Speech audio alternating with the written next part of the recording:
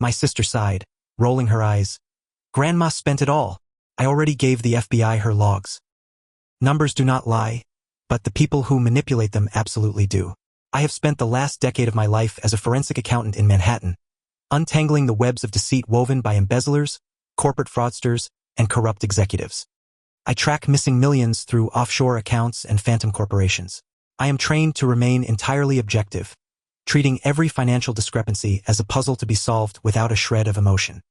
But no amount of professional detachment or corporate training prepares you for a phone call at 2:14 p.m. on a Tuesday, telling you that your own grandmother is about to be evicted from her care facility. The call came from the billing administrator at Oak Ridge Assisted Living in Westchester. Her tone was apologetic but firm. She informed me that my grandmother's monthly residency payment had bounced. When they tried to run the secondary credit card on file, it was declined for insufficient funds. My chest tightened. My grandfather had worked 35 years at a steel mill, and my grandmother had meticulously managed their savings, building an ironclad trust fund designed specifically to ensure she would never have to worry about her final years. The trust was substantial, holding well over $3 million in liquid assets and safe index funds. There was zero mathematical possibility that the money was simply gone. I immediately called my younger sister, Qley. 2 years ago, when our father passed away, Qley had aggressively lobbied to be the primary executor of the estate and the trustee of Grandma's accounts. She argued that since I was always buried in my high-pressure New York corporate firm, she, the caring freelance graphic designer, had the time and emotional bandwidth to manage Grandma's day-to-day needs. I had agreed under the condition that I retained secondary authorization. It was the worst mistake of my life. When Qley answered the phone, I could hear the faint, pulsing bass of electronic music in the background. I bypassed the pleasantries and demanded to know why Oak Ridge was calling me about bounce checks. Her response was a masterclass in gaslighting. She audibly sighed, adopting a tone of exhausted martyrdom. She told me that Grandma's dementia had been getting worse, that she had been secretly buying thousands of dollars of useless junk off home shopping networks, and that the rising cost of her medical care was draining the accounts faster than anticipated.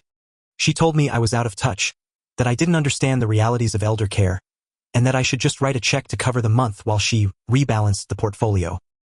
I hung up the phone, my blood running cold. Grandma didn't even have a television in her room by her own choice, let alone a shopping habit. She spent her days reading historical biographies and playing chess. Qley was lying, and she was doing it with a casualness that made my stomach churn. My professional instincts, usually reserved for multinational corporate audits, immediately took the wheel. I grabbed my coat, walked out of my firm, and headed straight to the main branch of the bank that held the trust. Because I had retained secondary authorization on the accounts, I legally bypassed Qley and requested the complete transactional history for the past 24 months. The branch manager printed out a stack of statements nearly 3 inches thick. I took them back to my apartment, locked the door, and spread the papers across my dining table. I booted up my dual monitors, brewed a pot of black coffee, and went to work. For the next 14 hours, I ceased to be a brother or a grandson. I became a machine hunting for the anomaly. It did not take long to find the hemorrhage. The first 12 months of the trust's history were pristine. Regular, predictable disbursements for the assisted living facility, medical copays, and a modest allowance. But exactly 11 months ago, coincidentally, the exact same month Qley started dating a smooth-talking tech entrepreneur named Julian, the pattern shattered. Started small. Withdrawals of $5,000 labeled as consulting fees. Then it escalated to $10,000, then $20,000. I grabbed a red highlighter, my hands beginning to shake with a mixture of rage and adrenaline. The money wasn't going to medical expenses. It was being systematically siphoned out through wire transfers to 3 distinct entities: Nova Horizon LLC, Quantum Media Partners, and Apex Dynamic Solutions. To the untrained eye, these looked like legitimate corporate vendors. To a forensic accountant, they were glowing neon signs of financial fraud. They were shell companies. I logged into the New York and Delaware state business registries. I pulled the incorporation documents. Whoever set these up had tried to hide behind registered agent services to maintain anonymity, but white-collar criminals who think they are smart always make one fatal, arrogant mistake. They leave digital fingerprints. I cross-referenced the dates of incorporation with the bank transfers. I pulled the FINRA records and dug into the metadata of the electronic wire authorizations. The money was being layered, moved from Grandma's trust into Nova Horizon, then bounced to Quantum Media to obscure the trail, before finally landing in a central holding account. I subpoenaed the routing numbers through a private investigative contact I use for corporate espionage cases. The central holding account didn't belong to an investment firm. It belonged to NeuroVanguard, a flashy, vaporware tech startup founded and operated by Julian, Qley's boyfriend.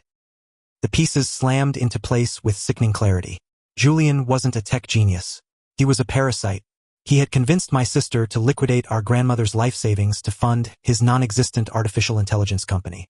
And Qley, blinded by the promise of becoming a Silicon Valley socialite, had willingly handed him the keys to the kingdom. They had stolen over $2.4 million from an 82-year-old woman, leaving her virtually destitute and facing eviction, all so they could play pretend in the startup world. I didn't call Qley to yell at her. I didn't send an angry text message. Rage without strategy is just noise, and I was about to compose a symphony of absolute destruction. In my line of work, you learn that confronting a fraudster prematurely only gives them time to destroy evidence and hide assets. I needed an airtight, inescapable trap. Over the next 3 days, I didn't sleep. I compiled a forensic dossier that was a work of art. I mapped every single wire transfer, every fraudulent signature, and every fake invoice. I created flowcharts detailing the money laundering stages, the placement of the funds into the shell LLCs, the layering between the dummy corporations, and the integration into Julian's startup. I gathered IP address logs showing that the transfers were executed from Qley's luxury apartment in Soho, an apartment I now realized was being paid for by Grandma's money. This was no longer a family dispute. This was felony elder financial exploitation, wire fraud, conspiracy, and massive tax evasion, as none of these consulting disbursements were reported to the IRS. On Friday morning, I walked into the federal building in Lower Manhattan. I didn't go to the local police. They lacked the resources for complex financial crimes. I went directly to a contact in the FBI's white-collar crime division, bringing along a special agent from the IRS Criminal Investigation Unit. I sat in a sterile interrogation room and slid a 500-page binder across the steel table. I walked them through the flow of the stolen money with clinical precision. When they saw the irrefutable proof of elder abuse combined with federal wire fraud, their eyes hardened. The wheels of the federal government turn slowly, but when you hand them a perfectly packaged, indisputable financial crime with a ribbon tied around it, they move like lightning. I knew exactly when to strike. For the past month, Qley's social media had been unbearable, hyping up the official launch party for Julian's startup, NeuroVanguard. They had rented out a massive, multi-level warehouse space in Williamsburg, Brooklyn. They had hired premium caterers, a live DJ, and invited hundreds of potential investors, influencers, and tech journalists. It was going to be the crowning moment of their fraudulent empire. It was all paid for with the money my grandfather had broken his back in a steel mill to earn. Saturday night arrived, the air thick with the humidity of a New York summer. I walked into the warehouse wearing a tailored charcoal suit, slipping past the velvet ropes. The excess was nauseating. There were champagne towers, custom ice sculptures bearing the company logo, and VIP lounges draped in velvet. I spotted Qley near the main stage. She was wearing a designer dress that easily cost $5,000, holding a crystal flute of champagne, laughing loudly with a group of venture capitalists. Julian stood beside her, wearing a bespoke suit, looking every bit the visionary CEO he was pretending to be. I walked straight through the crowd, my eyes locked on them. The music was deafening, but the moment Qley saw me, her smile faltered. The color drained from her face. She whispered something to Julian, and his arrogant smirk morphed into a look of cautious irritation. "What are you doing here?"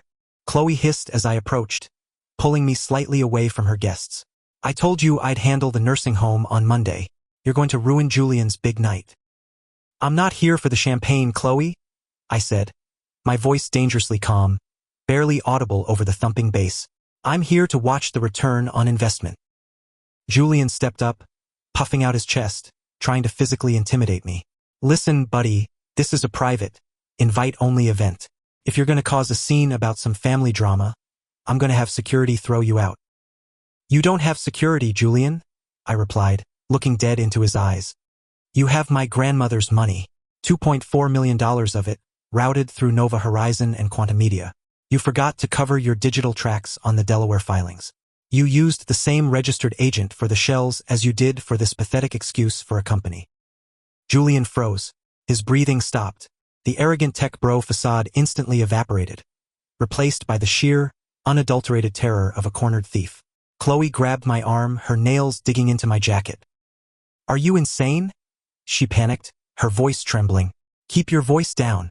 We were going to pay her back. It was an early-stage loan. Julian is about to secure series of funding tonight, and we were going to return the principal with interest. You don't understand how business works. I understand exactly how federal law works, I said, stepping back from her grasp. And a loan without a promissory note, executed by a fiduciary who is sleeping with the recipient, isn't a loan. It's felony embezzlement. Before Qley could utter another lie, the heavy metal doors at the front of the warehouse flew open. The music didn't just stop. It was violently cut off as someone pulled the main breaker to the sound system. The sudden silence in the massive room was deafening. Through the doors walked a dozen men and women wearing tactical vests emblazoned with FBI and IRSCI in bold yellow lettering. They moved with terrifying, coordinated efficiency. The crowd of influencers and investors parted like the Red Sea, gasps and murmurs rippling through the room as the agents marched directly toward the main stage. Qley let out a whimpering gasp, her hands flying to her mouth. Julian instinctively took a step backward, looking frantically for a rear exit, but two agents had already flanked the back corridors. The lead FBI agent, a tall, imposing man I had briefed in the federal building, stepped up to Julian. Julian Vance? The agent asked, his voice booming through the silent warehouse. Julian couldn't speak. He just nodded weakly. You are under arrest for wire fraud, money laundering, and conspiracy to commit financial exploitation of an elder, the agent stated, grabbing Julian's arm and spinning him around. The metallic click of the handcuffs echoing in the cavernous space was the most beautiful sound I had ever heard. Qley started screaming hysterically, crying and reaching out for Julian as he was aggressively patted down. An IRS agent stepped squarely in front of her, holding up a manila folder. Qley Thorne, we have a federal warrant for the seizure of all electronic devices, and a court order freezing all personal and business assets associated with your name, effective immediately. Turn around and place your hands behind your back. No, I'm her granddaughter. I had power of attorney. You can't do this. Qley shrieked as the cold steel locked around her wrists. She looked at me, tears streaming down her face, her designer makeup running in dark streaks. Please, tell them it's a mistake. I stood perfectly still, my hands in my pockets, watching the empire of lies crumble into dust. I told you, Qley, I said quietly, though in the dead silence of the room, my voice carried. Numbers don't lie, and I don't forgive. I turned my back on her and walked out of the warehouse as they read her Miranda rights. The cool night air hit my face, clearing the stench of greed that had filled that room. The aftermath was swift and brutal. By Monday morning, Julian and Qley were sitting in federal holding cells, denied bail due to the flight risk associated with the offshore accounts I had flagged. The IRS swooped in and seized the remnants of NeuroVanguard, liquidating the servers, the leased office space, and the luxury vehicles Julian had purchased. Because I had caught the fraud before the money could be entirely squandered, the federal prosecutors were able to recover nearly 80% of the stolen funds. I worked directly with the district attorney and the bank to have the trust fully restored and legally restructured. I was appointed the sole, irrevocable trustee. I drove up to Westchester on a quiet Tuesday afternoon. I walked into Grandma's room at Oak Ridge. She was sitting by the window in her favorite floral armchair, a biography of Lincoln resting on her lap. She looked up and smiled, her eyes crinkling at the corners. She had no idea how close she had come to losing everything. I intended to keep it that way. She didn't need to know the darkness her own granddaughter was capable of. I sat down next to her, took her fragile, paper-thin hand in mine, and told her that her accounts were perfectly balanced. I told her that she was safe, that her legacy was secure, and that as long as I had breath in my lungs, absolutely no one would ever take advantage of her again. She squeezed my hand, thanking me for always being so good with numbers. I smiled back, knowing that for the first time in my career, the numbers had provided something far more valuable than a corporate bottom line. They had delivered absolute, unrelenting justice.